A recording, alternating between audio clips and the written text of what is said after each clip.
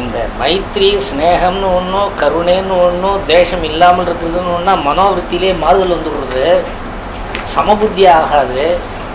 ஆனால் சுகிருத்துன்னா யாருன்னு கேட்டால் உபகாரத்தையே எதிர்பார்க்காத, நம்ம முன்னாடி பண்ண உபகாரத்தை எதிர்பார்க்காத நமக்கு உபகாரம் பண்ணுறோம் சுகிருத்து.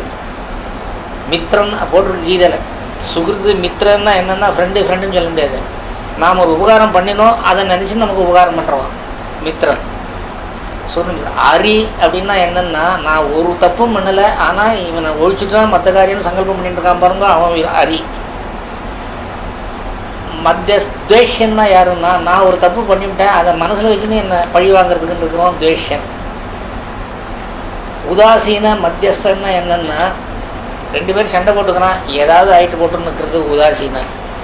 மத்தியஸ்தன்னா யாருன்னா, ரெண்டு பேரும் சண்டை போட்டுக்கிறான், ரெண்டு பேருக்கும் நல்லது நடக்குதுன்னு நினைக்கிறோம் மத்தியஸ்தன். எப்படி அர்த்தம் சொன்னார் எனக்கு சொல்லிவிட்டு, சாதுஷ விஜ பாபேஷு எல்லார்ட்டையும் சமபுத்தியோடு இருக்கிறவன் தான் சொல்லியிருக்கு. இது நீ ஏதோ என்ன இப்போ சோதனை பண்ணுறதுக்காக சொன்னோன்னு நினைக்கிறேன்னு முடிச்சுவிட்டார்.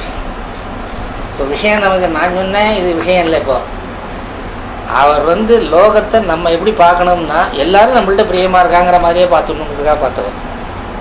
அது அதுக்காக அந்த வார்த்தையை சொன்னேன்.